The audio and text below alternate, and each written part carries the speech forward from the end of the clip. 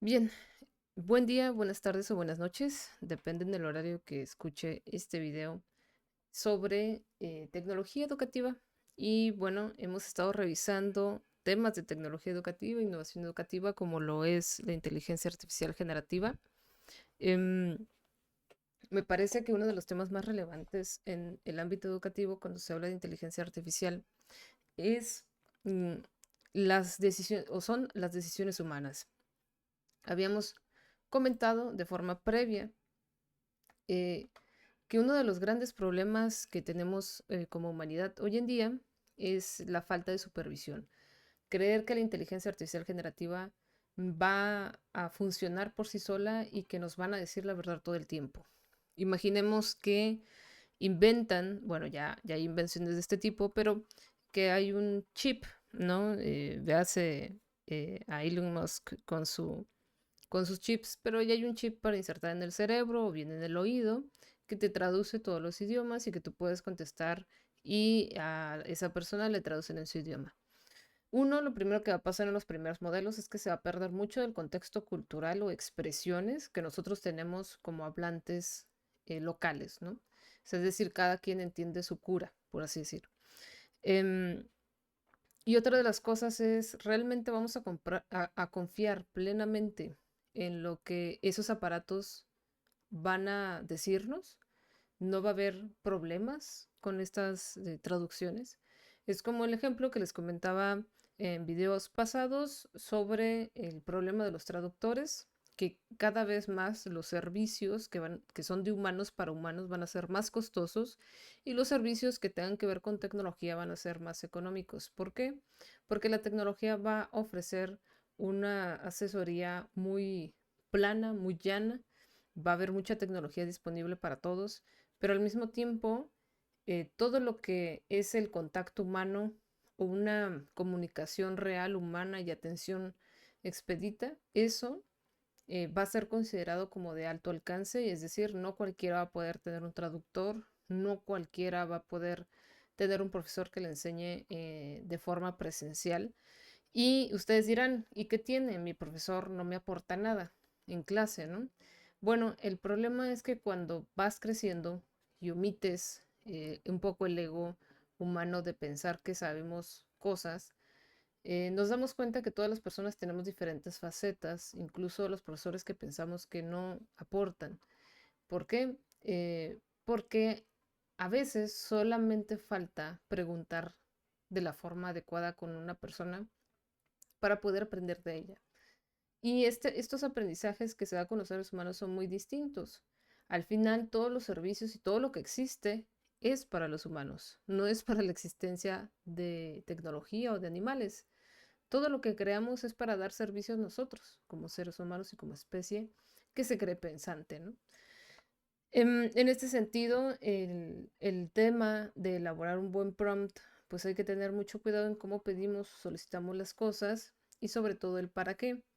Entonces, cuando sabemos que la mente humana tiene niveles cognitivos de conocimiento, podemos aprender a pedir mejor.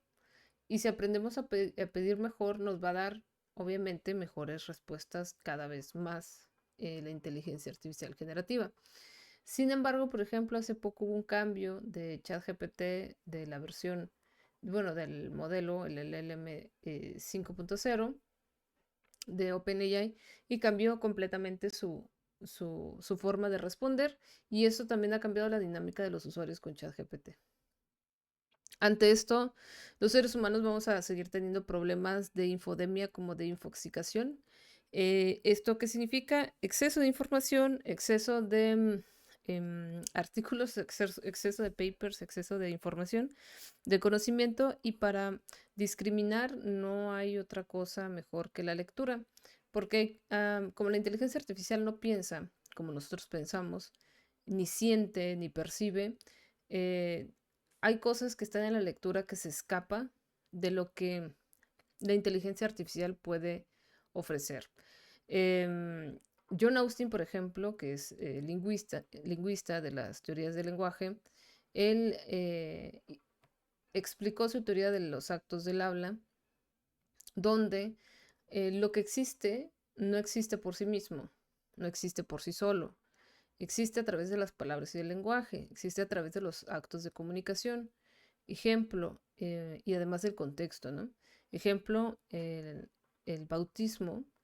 Cuando hay un bebé que está en una iglesia, con los familiares, con los padres, con el sacerdote que pronuncia las palabras, yo te bautizo en el nombre de, eso significa que hay una sociedad, hay una pequeña, un grupo, una gente, ¿no? Un grupo de personas que están de acuerdo en lo que está diciendo este sacerdote y que son testigos de lo que está aconteciendo.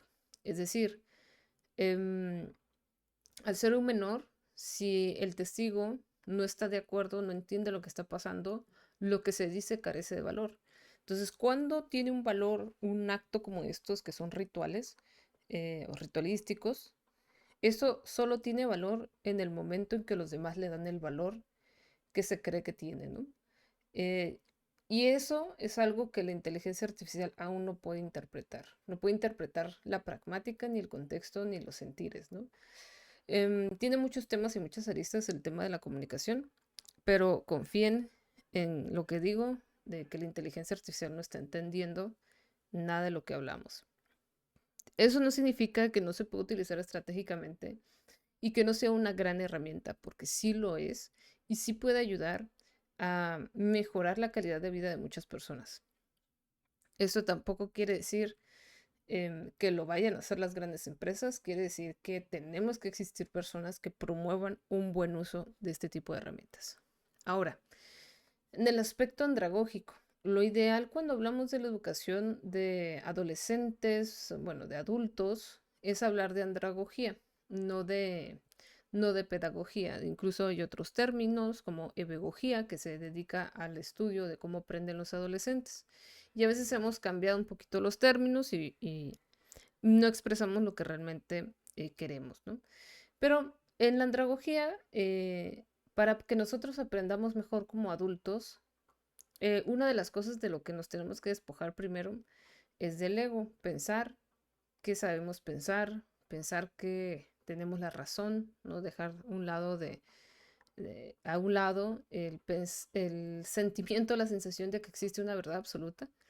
Em, en fin, bueno, eso nos lleva a otras posturas filosóficas, pero es muy interesante que en la adultez, conforme pasa el tiempo, nos aferramos más y más a ideas y pensamos en la adolescencia o en la juventud que eso no nos va a suceder, pero sí sucede porque las experiencias conforman ese carácter y la toma de decisiones que vas adquiriendo a lo largo de la vida, ¿no?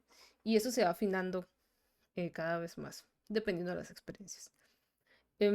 A diferencia del término, ¿no? De la pedagogía tradicional, pues se considera, según los estudios, que se aprende mejor cuando se tiene autonomía, es decir, cuando tienes el control absoluto de cómo vas a aprender o si lo estás escuchando en 1.5 o 2.0 la velocidad de este video. Y pues reconoces la importancia práctica del aprendido. Es decir, sí me ayudó, dijo algo que me hizo clic, algo de los 40 minutos, me hizo clic, ¿no? Y cuando se utiliza una experiencia previa, ¿eso qué quiere decir? Que si yo no he utilizado antes este tipo de herramientas como en tecnología, pasa mucho en esta clase, pues se puede volver como un poco como más reto, ¿no? El tratar de aprender a utilizar estas nuevas aplicaciones que casi no las utilizamos. Y no tiene nada de malo, sino solamente es una nueva experiencia que estamos adquiriendo y que no pasa nada. Podemos repetirla cuantas veces lo queramos hasta sentir realmente que estamos comprendiendo lo que está sucediendo. Y muchas veces no sabemos que no estamos comprendiendo. Y eso es muy raro porque solo lo vamos a entender al paso del tiempo. A mí me ha pasado mucho que pensaba cómo se utilizaba la tecnología y que había ciertas aplicaciones o usos buenos o positivos de la tecnología y que era más fácil utilizar la tecnología para evaluar, para hacer actividades. El paso del tiempo me he dado cuenta que la tecnología sin un buen proceso de evaluación tampoco es funcional, ¿no? Ahora, hay algunas técnicas efectivas para el adulto, ¿no? Que requiere comprender de forma profunda cualquier tema para poder saber qué aprendió. Y eso es importante, que cuando nosotros no estudiamos a profundidad un tema, es muy raro que lo aprendamos o lo entendamos o sepamos aplicar los conceptos de forma correcta en futuras ocasiones. Em, Mucho se basa en el adulto de la experiencia previa y cuando no hay mucha experiencia previa, pues se dificulta, ¿no? Hay muchas barreras del aprendizaje porque hay que nivelar esos niveles. Hay casos de estudiantes que no les gusta leer, llegan a la universidad y aquí hay que leer, no hay otra forma porque pensar que ya todo va a estar resumido, todo va a estar resuelto, solo nos hace muy reduccionistas y pierde el foco en la universidad en este sentido, de que la universidad solo sirve para darte un título, ¿no? Pero no, la universidad sirve para tener un pensamiento científico. Y si no se leen los artículos científicos, pues se genera una serie de problemas relevantes que es no tener pensamiento crítico, no saber discriminar la información y luego pues empezamos a creer en cosas que ya están comprobadas que no son ciertas o que, bueno, son muchas formas de autoengañarnos, ¿no? Para poder sobrellevar la vida que tenemos. Em, y bueno, hay que tener mucha motivación interna y esa parte de la motivación es la más difícil. La verdad es la más compleja. La motivación, la automotivación. Nadie ha sabido cómo es este proceso de la automotivación. Es algo intrínseco del ser. Es algo que nace de nosotros por serie de experiencias y una sensación de querer hacerlo. em, y es complicadísimo, ¿no? Lo interesante también acá es el tema de la neuroplasticidad. Si estamos en tecnologías aplicadas, eh, en tecnologías e innovación educativas, pero se dice mucho que ya cuando eres adulto no puedes aprender porque ya está envejeciendo tu cerebro y entonces ya no piensas igual y no hay buenas conexiones, pero no, resulta que en general, bueno, que ya se ha comprobado que no es cierto, ¿no? Puedes estudiar a los 30, 40, 50 años, 60 años y tu cerebro se puede volver a recuperar. No con la misma rapidez porque la has dejado de usar, pero es como un músculo, no es un músculo, es muy gelatinoso, pero es como un músculo que se puede utilizar y se puede mejorar. Y podemos tener nuevas conexiones neuronales y si esto se acompaña de buena alimentación y de otros tipos de suplementos como la creatina, por ejemplo, puede ser muy bueno. Y aquí va una de las recomendaciones que les doy en general. Para cuando ustedes quieran hacer una pregunta de investigación o quieren saber qué información hay sobre investigaciones que ustedes tengan pendientes, hacer o que les pidan un objeto de investigación, vamos a preguntarle, ¿la creatina es buena para el cerebro? La creatina es un suplemento alimenticio que se utiliza mucho en el área fitness, es decir, en el aumento de masa muscular. Pero en varios estudios se ha confirmado que no solamente es beneficiosa en el aumento de músculo, porque ayuda a guardar agua, sino también en el cerebro. Y esto acá es muy interesante porque aquí nos dice esta página web, esta aplicación que se llama Consensus. En Consensus, que utiliza inteligencia artificial generativa, tiene una base de datos de artículos arbitrados que van analizando la cantidad de artículos, ¿no? Muchos artículos en su base de datos y van analizando según la pregunta, lo va enfocando y va buscando en esa base de datos. Entonces dice, 6 artículos dicen que sí, que es el 43%, 6 artículos dicen que posiblemente y 2 artículos dicen que puede ser que sí o puede ser que no. Entonces, aquí ya hay una respuesta a una pregunta de investigación. Entonces, nosotros podemos poner preguntas de investigación por acá y ver qué nos contestan. Creo que es muy interesante porque podemos hacer cualquier pregunta. Se lo recomiendo mucho, se llama consensus.app, aquí está arribita. Este es el logotipo, se llama Consensus. Y es una herramienta de investigación que en su versión, obviamente pagada, funciona, tiene muchas mejores funciones, pero aún no es un sustituto de la búsqueda de revisión sistemática de la literatura, que eso se utiliza mucho para cuando queremos hacer una tesis o una investigación a profundidad. Ahora, entre los aspectos éticos que ya les había planteado en el video pasado sobre el uso eh, de este manual de inteligencia artificial generativa, ChatGPT para ser muy específica, em, hay cosas importantes que deben de saber. La inteligencia artificial generativa aún no la detecta bien em, páginas de antiplagio. ¿Por qué? Porque la inteligencia artificial contesta de diferentes formas.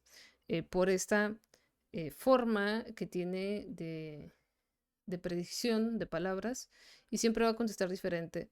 Algunos ya han detectado que hay inteligencias artificiales que ya contestan de forma similar. Entonces, en algunos casos están detectando su uso, pero eh, su uso no quiere decir que lo que se escribe sea falso. No tiene que ver con la falsedad.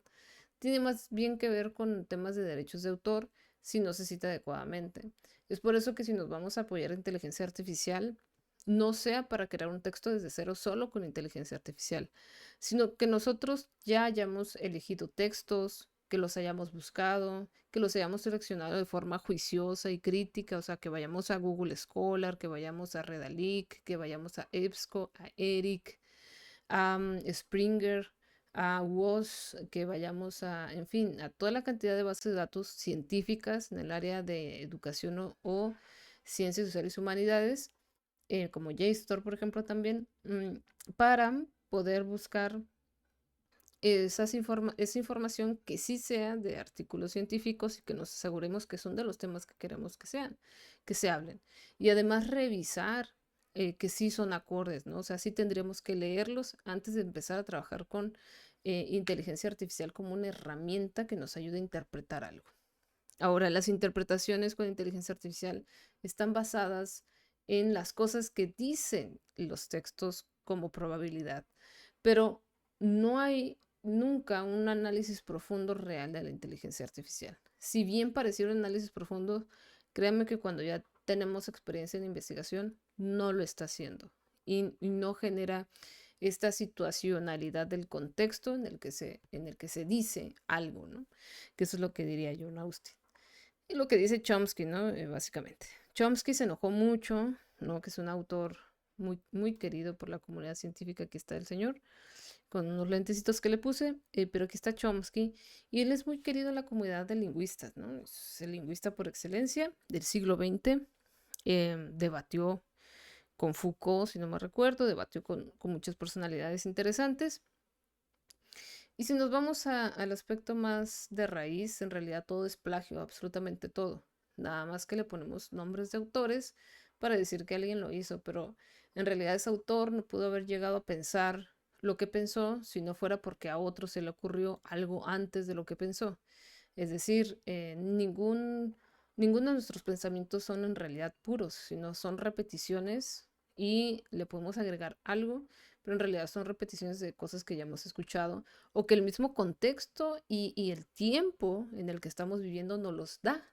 O sea, somos sujetos de nuestro tiempo y estamos atorados en esa conversación temporal. Por eso esto del plagio es difícil de explicar, porque el plagio más bien tiene que ver con un sistema del capitalismo que pues busca recompensas y no está fijado en el tema del conocimiento. Pero por otro lado también está el tema del reconocimiento. Reconocer que otro lo dijo antes que tú, ¿no? Aunque eso también es interesante porque es como pensar que el tiempo es más determinante que el pensamiento. Em, pero para llegar a conclusiones fáciles con la inteligencia artificial, no les recomiendo sacar textos de las bases de datos de la IA, ¿no? Ya sea Gemini, o Gemini, DeepSeek, ChatGPT o cualquiera de los LLM, simplemente porque toman de las bases de datos y no cita. Aunque se le puede pedir a ChatGPT que cite adecuadamente y que cite según las normas APA. Pero otra vez, yo no recomiendo ChatGPT para que actúe como Wikipedia o como enciclopedia, para nada. Yo lo recomiendo más bien como una herramienta. ¿A qué me refiero? Bueno, cuando yo utilizo la inteligencia artificial, la utilizo de muchas formas, muchísimas, pero una de ellas, por ejemplo, podría ser agregar un archivo y solicitar, ¿no? Como les había comentado, a ver, elaboran este artículo .pdf. Bueno, está haciendo una tabla comparativa de ese PDF en específico, es decir, lo estoy utilizando el PDF en específico para que lo analice. No le estoy pidiendo que genere la información ni que me responda, sino que haga una tabla y que eso me ayude a visualizar, a comparar. Y solo voy a saber si está bien si yo ya leí el artículo. Si no lo he leído, seguramente esto va a parecer que está bien, pero puede ser que no esté bien. ¿Por qué? Porque tiene alucinaciones y también tiene mucha pérdida de información. Ahora, lo ideal sería que me base en esto, en esta tabla, para generar una tabla realmente buena y con más profundidad y que me dé el tiempo de analizar. Es decir, la inteligencia artificial nos ayuda a este tema de poder maximizar nuestro tiempo, ¿no? En vez de invertirle mucho tiempo en leer y luego tratar de hacer un cuadro comparativo, pero no te sale la primera y luego no hay tiempo, entonces entregas algo muy básico. Me parece que la inteligencia artificial permite esa reflexión y una contestación, ¿no? Con la inteligencia artificial. Espero darme a entender si no me comentan. En este sentido, hay muchos aspectos del plagio, ¿no? La definición, la legalidad, el reconocimiento, la originalidad, la creatividad y la intención y efecto en la obra. Sobre todo la creatividad, han peleado mucho en los temas de creatividad.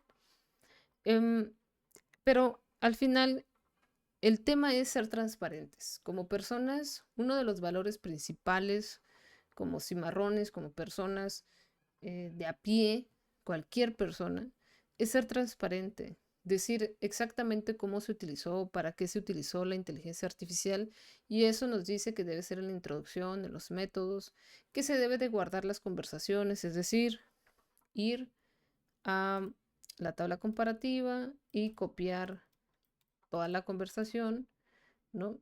Para saber cuál es digamos, le voy a abrir una nueva hoja, pero tendremos que decir, pues, cuál fue el método que utilizamos para el prompt que utilizamos en esta ocasión, tendremos que describirlo.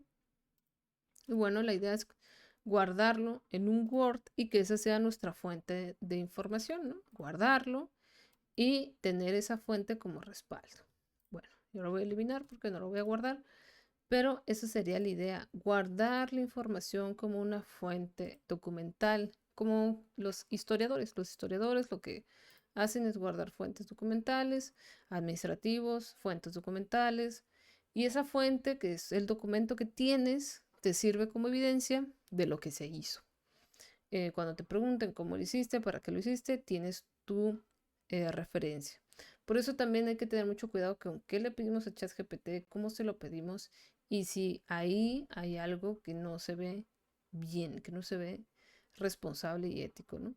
Entonces hay que declararlo, hay que decir, lo utilicé para corrección ortográfica y se tiene que poner en las actividades de esta asignatura. Si no se pone, pues están haciendo unas faltas, están engañando a sí mismos y quieren engañar a la docente, ¿no? Aquí hay formas de citar, referenciar ChatGPT. Recuerden que pueden acceder a esta presentación sin ningún problema y como a su guía. Em, y bueno, hay algunos textos, ¿no? Que nos ayudan a saber cuándo es éticamente aceptable y cuándo es contingente y cuándo es cuestionable. Es decir, si yo lo voy a utilizar para corregir gramática y ortografía está muy bien, pero lo tengo que poner en mis actividades. Para legibilidad, que se entienda, ¿no? Coherencia, cohesión, para traducción puede ser éticamente aceptable, siempre y cuando se describa que se tradujo a través de inteligencia artificial generativa, modelo, el número de modelo, etcétera. Éticamente contingente, es decir, que hay sus dudas de cómo utilizarlo, pero generar esquemas, generar tablas para resumir. Imagínense que ustedes suben el artículo y dicen resúmenme el artículo, pero no lo han leído. Como les digo, ChatGPT pierde mucha información, por lo que el punto es que ustedes supervisen a la inteligencia artificial de que está haciendo bien su trabajo. Em, Para lluvia de ideas, por ejemplo, también es muy bueno si quieren hacer, no sé, preguntarle temas de investigación, pues puede ayudar bastante.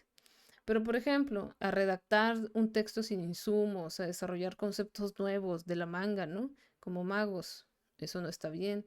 Interpretar datos no está bien. Revisión de la literatura, o sea, hacer que ChatGPT lo haga cuando no va a citar, no va a referenciar o no está sacando bien la información. O verificación de plagio, ¿no? Es decir, que tengan textos copiados. Bueno, entonces hasta acá nos vamos a quedar con este temita del día de hoy. Pero viene algo bien interesante, que es el tema de la gamificación, de la ludificación. Y este tema lo van a revisar justamente a través de una lectura sobre gamificación. Es un texto, la verdad el artículo no es tan bueno, pero me parece bueno para que ustedes lo lean porque está sencillo de leer, se puede leer bastante rápido, está a doble espacio. Y aquí menciona, por ejemplo, la aplicación Quizzes, que es la que vamos a utilizar en esta actividad. Esta actividad va a tener una duración de 2 semanas prácticamente. ¿Por qué? Bueno, porque van a elaborar y a partir de la lectura de este artículo de qué es la gamificación, van a crear un juego de 10 preguntas en Kahoot y otro en Quizzes, en dos aplicaciones distintas. Entonces ya van conociendo tres aplicaciones el día de hoy, que es Kahoot, Quizzes y Consensus. Consensus es muy buena aplicación para investigación. Y las preguntas pues deben basarse en los conceptos claves del artículo, debe traer algunas imágenes, si pueden ponerlas mejor. Y al final van a agregar una reflexión crítica sobre el documento tratando de contestar estas preguntas. ¿Qué es la gamificación? ¿Por qué Kahoot y Quizzes se consideran herramientas de gamificación? ¿Qué elementos de la gamificación se identificaron en las plataformas? ¿Cómo fomentan el aprendizaje autorregulado de estas aplicaciones? Eso lo van a contestar a partir de este video, ¿no? Bueno, perdón, de este artículo. Y luego van a subir estos juegos y van a adjuntar su reflexión en la actividad 5 Kahoot Quizzes y van a tener hasta el 14 de septiembre para poder subirlo. A partir después del 14 de septiembre, le van a responder, los van a evaluar a dos compañeros siguiendo la rúbrica y van a tener hasta el domingo 21 de septiembre para evaluar a su compañero. ¿Cómo lo van a evaluar? Bueno, a partir de la rúbrica que yo ya les puse para que evalúen a través de esta rúbrica. Entonces van a ingresar acá a la actividad. En esta actividad ustedes van a tener esta rúbrica de evaluación en la cual van a poder basarse para calificarlos. Y van a tener hasta el 21 de septiembre. Y bueno, esa es la actividad de la semana y les deseo mucha suerte.